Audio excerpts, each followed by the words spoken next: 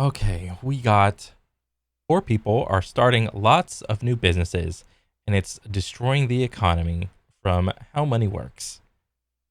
Okay, but isn't this capitalism? Isn't this like the American dream? Like, how is this a bad thing? How is it destroying the economy? Small business is the backbone of our economy, or at Yeah. least that's the story. I mean, that's a story. That's what it used to be. Now it's big business is the backbone, and small business is a fun little tirade, it seems. Entrepreneurs taking a chance on themselves to start a business have provided employment to millions of people, created innovative products and services that you enjoy every day, and in return, they can achieve levels of financial success that would be impossible with almost any regular old day job. Yeah. You would be silly not to give it a go at least once in your life, right? Well, that message has been heard loud and clear by millions of people, because if you look at the numbers, it would seem we are living through a golden age of new entrepreneurs. Ooh. There are now twice as many new business applications being processed every month. Well, what happened in 2020? I forgot. Damn. Business applications. Jesus Christ. Total for all NAICS in the US. Damn. Wait.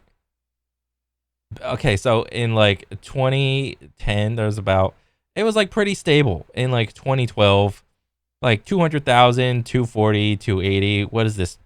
What is this? What are these numbers? What are these increments? This is so weird. Like plus 40, plus 40, plus 40,000, plus 40,000. We couldn't go like plus 50,000. We had to go plus 40,000. Okay, graph. Okay, Fred. And then it starts to trend up a little word like, oh, plus 280, plus about 300,000 business applications. Oh shit. But then 2020, bang, everybody wants to make a business. You were a loser if you didn't have a business. And then it went back down so fast, but it's still higher than ever. And then it spiked back up again. And it was like up and down again. And then it kind of tapered off to like over 400,000 applications year over year. Than there were before the pandemic. Politicians on both sides of the aisle have been quick to take credit for this trend as the personification of the American dream. Record-shattering 20 million business applications filed under Biden-Harris admin. Unfortunately, this record-setting business creation has made a lot of people very angry, because those new businesses are being started by poor people. Oh, you can't have the poor people starting a business because they don't know dick about ass about business. They're only going to make mistakes. They don't even know about the business card versus their own personal card. So instead of being an indication of a thriving business environment, it's instead a sign of everything wrong with our economy, if you believe the numbers. According to the Census Bureau, last year, a record 5.5 million people applied for a small business application. Small business application. Dang, maybe I should do that. I mean, I this isn't a business. This little YouTube channel I got going on, this ain't no business. I'm just doing this for fun. The last few years, the number of applications filed to start a new business that's absolutely surged. So small businesses are not only job generators, they're also at the heart of the American dream. In the last The heart of the American dream, said the president. month, we've increased the share of funding for small businesses with fewer than 10 employees by nearly 60%. 60%. That's huge. Decided I'm going to tackle this problem by myself and start my own business. Good.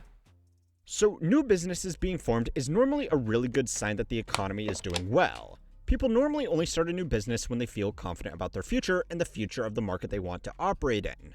If you thought a recession was all but guaranteed and you weren't sure how you were going to pay your bills next month, you probably wouldn't be starting a business. Lots of new business creation is also a sign that people have achieved a certain level of financial security. Starting a new business often means making some significant upfront investments into renting some commercial space, buying equipment, purchasing inventory, and for a lot of businesses, hiring some staff. Most new business owners should also expect to go for some time without taking any income while their business builds up sustainable cash flows. Right. This means if lots of people are starting businesses, lots of people are in a comfortable enough financial position to bear these costs. Lots of new businesses is also more than a sign that things are going well. They actually make things go well. New businesses create employment for people who just want a job, and they improve productivity in a few ways.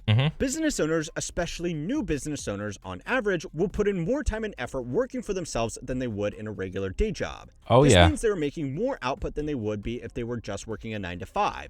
Oh yeah, because I don't know. I don't have a business, but I would imagine if you start your own small little business, it's like, it's different. It's like having a kid. Well, kind of. Like, this is your thing.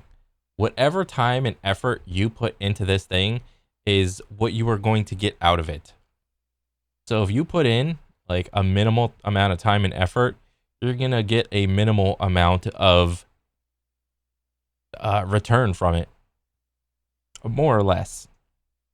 New businesses can also become successful businesses that bring valuable products or services to market. If you start a business-to-business company that develops a new type of software that streamlines AI-generated LinkedIn appreciation posts, then you could save millions of wasted man-hours across the country, which means workers could actually do something better and more productive with their time. Likewise, if you start a business selling a consumer product, it could add competition to the market for similar products, or if you develop a new product altogether, it could make people happier, healthier, smarter, or just keep them entertained. Of course, most new businesses fail, but for society at large, the few that succeed are usually a good thing. So then why is this record level of business creation in America not exactly great news? Well, there are actually 3 reasons. The first is simply why these businesses are being started. A 2023 paper by Ryan. Ooh, this is going to be interesting. What kind of businesses are being started? I am assuming this is going to be in America. And whenever you talk to a little kid and ask them, what do you want to be when you grow up? Depending on the age of the kid, last time I checked, isn't like one of the number 1 jobs, like I want to be a YouTuber or some shit like that. I want to be an influencer. I want to be a streamer.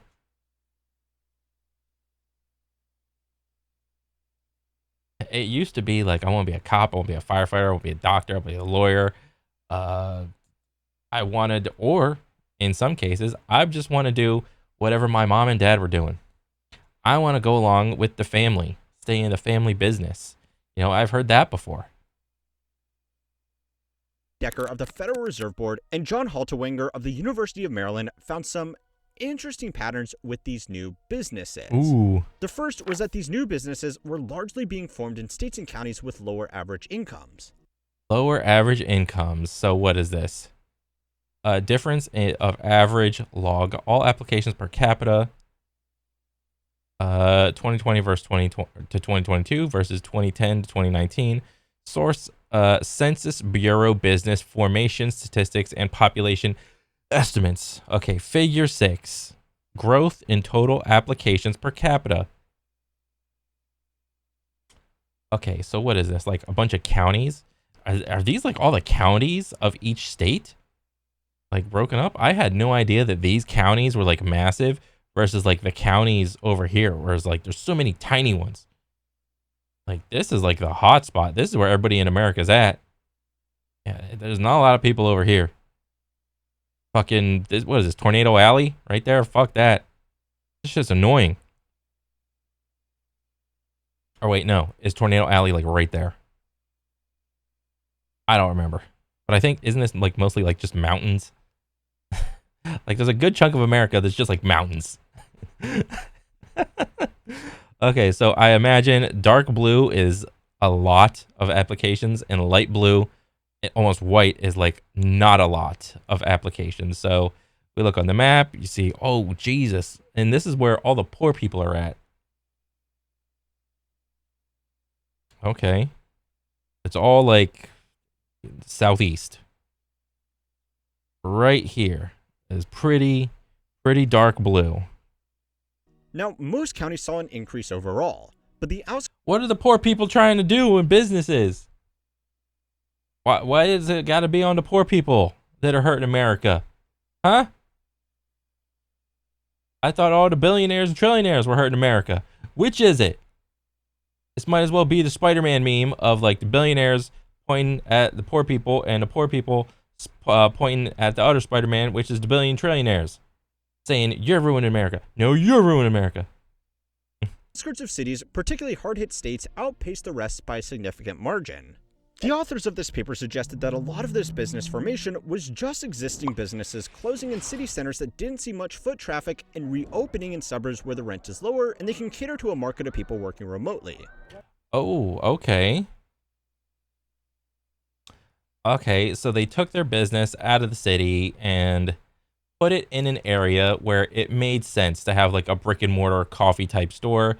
Obviously, it kind of makes sense if like in the city, there's a bunch of Starbuckses across the street from other Starbuckses. So if you have like a little mom and pop coffee place, what chance do you have against Dunkin' Donuts and Starbucks when it's so popular versus like the no name mom and shop coffee place? It's like, oh, I got to take it away from big business and stick it in like a little rural area. Okay, that makes sense. This wouldn't actually really increase business activity because it's just moving it around from one place to another. But closed businesses can stay registered for a long time after they physically shut down.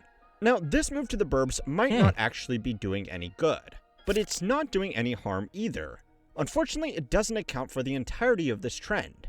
And a lot of the other people starting a new business aren't doing it to follow their dreams. They are doing it because they have no other option.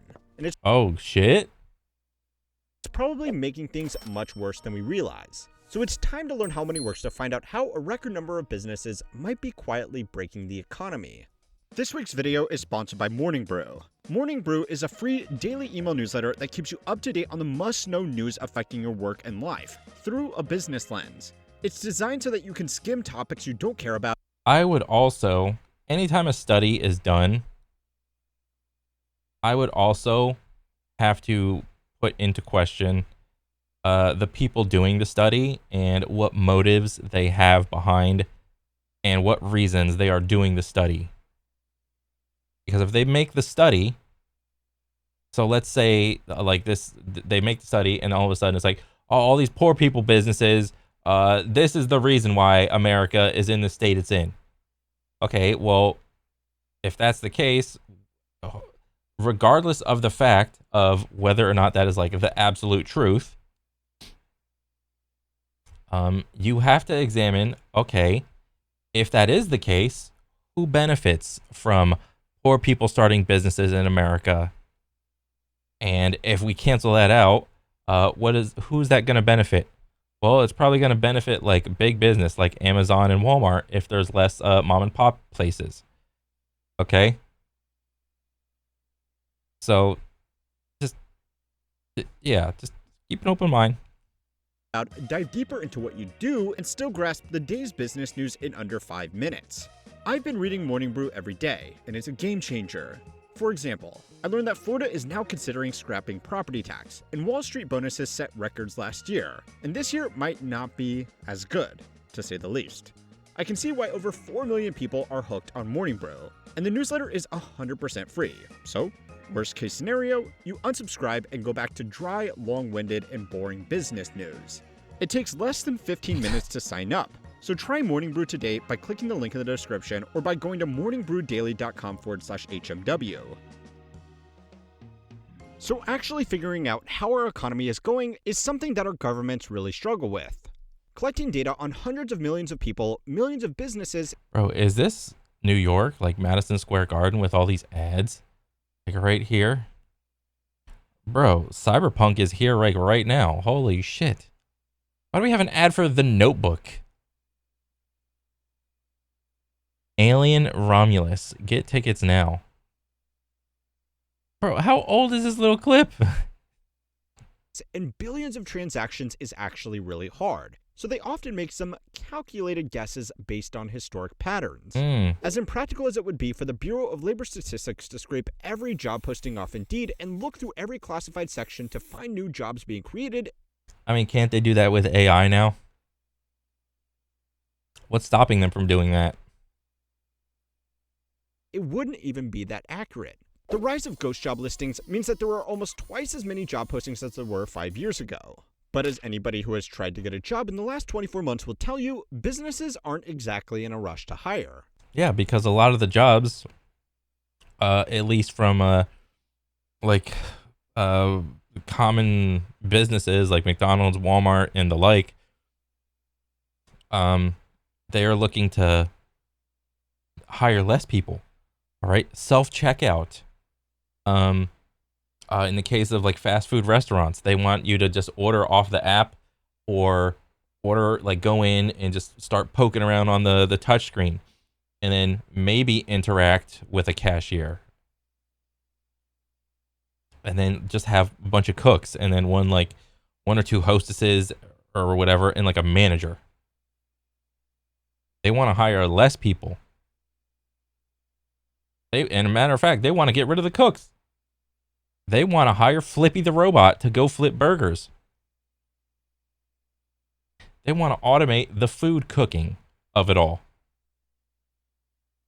That's a problem, because government agencies use job creation data to make very important budget and interest rate decisions, so we really shouldn't be making shit up. One of the other historical assumptions has been more business creation equals more Really shouldn't be making shit up. I would agree with that. Maybe we should get Doge on this. Go check out this department. job creation. Businesses need employees, so this makes sense. Not necessarily. Because, like, look at Boston Dynamics. Look at every other Joe Schmo and their little humanoid robot. What are they all looking to do? They're looking to fine-tune all the motor movements of the robot so that they have to hire less people and simply hire more robots and self-checkout and Flippy the burger flipper robot. All right, the Amazon package arm to put the box out of the truck and put it on the conveyor belt. All right, that's what they're looking to do. Except the data has actually started saying the opposite. In the report on the rise in new business applications, Decker and Haltewanger found that counties with a higher rate of business creation were actually correlated with a higher rate of job destruction. Oh, wait, repeat that? Business creation were actually correlated. Oh, wait. Except the data has actually started saying the opposite. In the report, Oh, wait, let me go again. very important budget and interest rate decisions, so we really shouldn't be making shit up. One of the other historical assumptions has been more business creation equals more job creation. More business creation creates more job creation. Okay. Businesses need employees, so this makes sense. Except the Businesses need employees. data has actually started saying the opposite. So the opposite. So more business. So what? Less business creation creates less employee creation? In the report on the rise in new business applications, Decker and Haltewanger found that counties with a higher rate of business creation were actually correlated with a higher rate of job destruction. Okay, so as business creation goes up, job destruction also goes up. Okay, so there's more businesses, but less people are working at the businesses. Okay. This data really just confirmed what a lot of people already suspected. People weren't starting businesses to take advantage of some amazing opportunity. No, they're looking to like buy shit and just write it off as a business expense, if anything. They were starting them because they had no other choice. According to a broad market survey, 36% of the American workforce is now engaged in the gig economy. 57 million of you are part of the gig economy? What's a gig? Oh, just like a one-time little contract thing of like a band? But like not like music, but like gig. What's the gig economy? Some of these people are doing this in conjunction with their regular day job as a way to earn extra money. Like random service of like mow the lawn, pressure wash the driveway, clean the car, do like some sort of like maintenance, house maintenance type of deal, lawn maintenance. car maintenance thing. Like I pull up and I'll wash your car and detail it. I'll pull up and clean your gutters. Like that's what I mean by like maintenance, cleaning stuff, like gig economy like that. But whatever the exact details, that is still a significant increase. State of gig work in 2021, 6% of Americans have earned money for an online gig platform. So what? Wait, from an online gig? So what, like creation or like a creativity, like art, music, stuff like that? Increase from just 5 years ago. Gig workers are encouraged to register a business and keep track of their revenue and expenses just like any other business. But unlike other business, none of these people are going to be hiring employees or investing a lot of money into the broader economy. In the past, people starting a new business usually had a bit of experience in their field and a bit of cash in their pocket to get their business set up. The average age of a successful startup founder is 45. At the very least, they had some investors that were willing to trust them with upfront capital to get their idea off the ground. Most of these new gig economy businesses today are started by people without enough experience to land a job and without any cash at all. Now, I mean, what was that? What's that one website? Fiverr? Isn't that what Fiverr is? Like essentially just gigs? I will do this for you. And then you can like just message the person and just be like, okay, can you make me this? Okay, I made this for you. And then there's like a revision or two, and it's like, okay, great. Like Fiverr? Now, it's not all bad. For a lot of people, being able to sign up instantly to perform work in the gig economy instead of going through the outdated hurdles of job interviews is a big reason why these platforms have become so popular. Yeah, because job interviews are fucking bullshit. You either do or do not get the job depending on the fucking emotions and vibes that the person is feeling that day. That's fucking retarded. But these jobs also shouldn't be sugarcoated. They are Uber Eats. Insecure, don't pay well, and are quite dangerous. Yeah. This technology is truly unprecedented. I mean, not every Uber Eats bro is in a bike. Come on. I'd probably say there's a lot of them just like in cars. And in the short term it has existed, it's already reshaped what we think of as work. It's really up to you if it's been for better or worse though. So you might think this is just another example of a slow government struggling to keep up with changes in technology that have redefined the labor force. 100%. The government cannot keep up with the technology at all. No way. They can't keep up with copyright law. They can't keep up with like video game law. They can't keep up with like AI. They can't keep up with cryptocurrency or whatever. No way. But there are two reasons why government agencies this guy barely has any idea what the internet is. Barely. have tried really hard to intentionally ignore this trend. The first reason is that headlines about job creation and business development are great for re-election. Nobody wants to be in charge when the data collectors change their methodology and reveal that millions of jobs we thought exist actually don't. The second reason is that it makes it look like big programs are actually working. Late last year, the Small Business Administration made a press release bragging about the success of a business loan program made to minorities. In it, they highlighted how previously underrepresented groups had been starting a record number of businesses. Oh. Now, before a whole big thing starts in the comments, wait, let me see. What are the stats? Previously underrepresented groups had been starting a record number of businesses.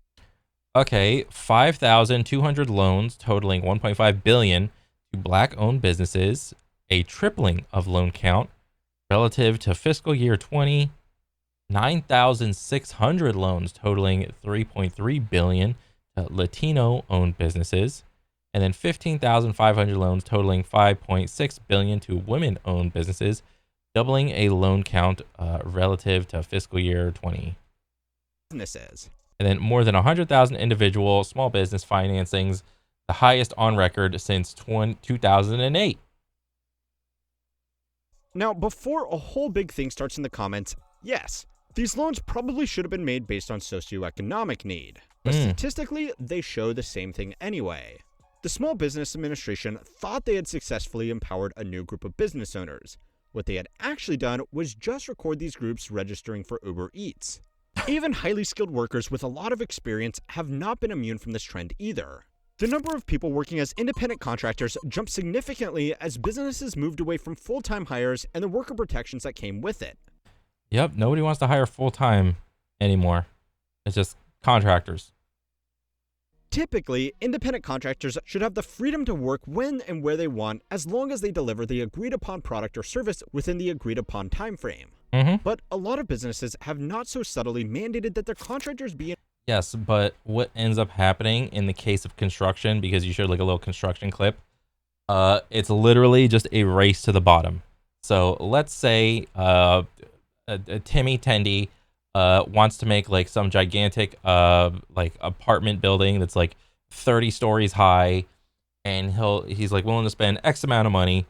So let's say it costs like 50 million to make the building and all that shit as like the starting price. And then you have all the little tiny construction companies. What they engage in is like a bidding war, and they go around saying, "Oh, I can make this building happen for 40 million, okay, in like X amount of years, whatever. I can make this," and then the other company goes, "Okay, I can make this happen for 38 million," and then 37, 36, 35, 34, 33, and then it's just a race to the bottom to see who can get the most desirable product for the least amount of money. And what happens, at least in the case of construction, is that a lot of times safety is thrown away. In the case of like Florida construction, because a lot of the times just the land is on like a porous lime rock or whatever. And not only that, it's hot as fuck in Florida. I don't know if you knew that, but that's another thing. And having to work either in the dark, well, not in the dark, but like either in the morning or in the afternoon. And then you just constantly are just keeping on working. Can like throw off your sleep schedule. Or if you're working in the middle of the day, it's hot as fuck. Yeah. And just like today, I actually saw like a construction crew. Like they're making like a plaza, like a gigantic plaza, and there's like sand whipping around everywhere. What I noticed is that this construction company, usually there's like, they have like a fence up to like, let me see if I can paint this shit. Black. Brush. Okay, so let's say this is the entire, like that's a road and that's a road. Okay. This gigantic area is like the lot. And there's like some restaurant like right here. Okay, that's great, fantastic, whatever. Parking lot, whatever. But this whole area is supposed to be dedicated to the plaza. Okay. And then there's like a gigantic like 6-lane highway like right down here. This is like the 6th lane. Usually what you do is you put up a fence with like a wind protection, like a wind protector cover to like protect against the sand whipping around. All right, because since it's hot, it's also windy in Florida. This company, because they won the bid, and I'm assuming they won the bid with the lowest bid, they don't even have a fence here to protect the road from being pelted with sand. All right, and they're like over here on like the left side, there's like car dealerships there, there's car dealerships over there, there's car dealerships on the other side of the road, and there's literally just sand everywhere from all these guys like construction doing shit left and right, whatever. And it's like, bro, this is like a basic thing. You didn't have enough money to put up a fence with like a sand protector to cover up all your construction. There's sand whipping around everywhere. So this is what happens with independent contractors, at least from the construction standpoint. It's a race to the bottom. But like what I was talking about before, I actually like these guys were working on like putting in the sidewalk today. I actually saw like a pickaxe being used. Like no shit, a like Minecraft pickaxe being used. Like the dude was just like, I don't know what the fuck he was doing, but I'm like, people still use fucking pickaxes? Like, why don't you guys just like have a jackhammer or something? But then again, that probably came with like the cost of the contract and the shoddy tools that these guys were using. So this whole independent contractor thing, yeah, it comes with many caveats. In office just like any normal employee, just without the security or benefits. A study by the National Employment Law Project found that a lot of these independent contractors were forced to sign non-compete agreements as part of their contract. This meant they had all the independence of an employee combined with all the safety of someone in business for themselves. Now, for certain people, especially those at the top of their field, being an independent contractor is a great opportunity to provide services to multiple different companies and charge a much higher hourly rate than 9-to-5 employees ever could. These kinds of private contractors, or the reverse. Like I just stated, in construction, it's a race to the bottom. Who can do the project for the least amount of money? didn't suddenly become twice as common though. Most of this growth is simply explained by people working full-time jobs with contractor conditions. It also means that job opportunities aren't as plentiful as the numbers would suggest, because even if lots of new jobs have actually been created, they are likely being worked by someone who already had a job and just needed a second or third source of income to keep up with living expenses. Now, I know for a lot of you watching, you already know this, but ignoring this issue will probably end up making it worse. These charts aren't just here for me to make depressing videos every week. They should inform policy. If we can't even acknowledge a problem, it makes it much harder to fix. Now, if we want to encourage genuine business activity, that's great, and there's a lot we can do. Actually banning non-competes, making it easier for business owners to save for retirement, and making access for healthcare easier for people who don't get it through their employers. But these things are hard. Yeah. There is one other group that would really like everybody to keep on looking. What the hell is Amazon Flex? I didn't even know this existed. I knew about DoorDash and Uber. The other way, and those are the platform businesses that have made this all possible. We might not actually be living in the golden age of entrepreneurship. We'll watch this video next to find out why we are living in the golden age of middlemen. And don't forget to like and subscribe to keep on learning how money works. Dang. I mean, I'm willing to say that maybe like all these businesses being started can contribute to a declining economy, but I don't think it's like the sole reason why the economy is being destroyed. Like, no fucking shot. Overall, cool video. I did not even know this was an issue about all the poor people starting the businesses and whatnot. This is hilarious to me. Yeah, I am just so curious about this whole like issue. Huh. Wait. Oh god. Okay, let me see the comments. What's the vibe in the comments? Oh shit. The peasants are sick of needing a bachelor's degree and 10 years of experience for a job that pays a couple of dollars over minimum wage. This is the truest of truths that has ever been trued. Holy shit. Yep. The poor aren't destroying the economy. The system is. Ooh, the poor are surviving and doing what they can in the system that they have to work in. Ooh, don't blame the player. Blame, what is it? Don't blame the player, blame the game. Dang. The words everyone should live by. CEOs don't want to make millions of dollars for any of us. So why would we make millions of dollars for any of them? Ooh, my God. Ooh, what's this one? Almost 7K up, dudes. I once read a book called Poor Economics. It's about how poor people around the world make financial and career decisions.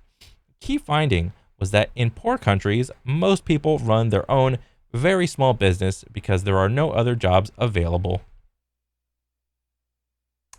Nobody wants to hire the poor dum-dum.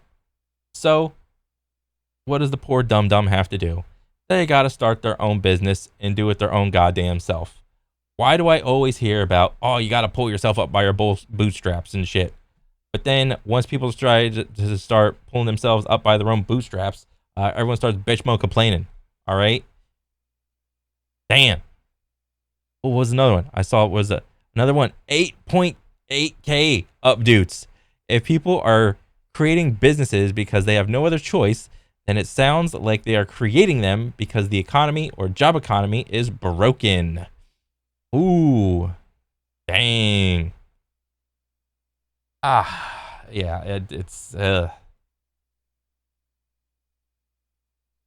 this is a great topic.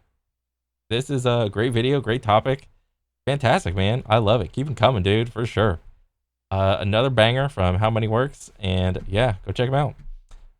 Other than that, I'll catch you guys on the next one. All right, later.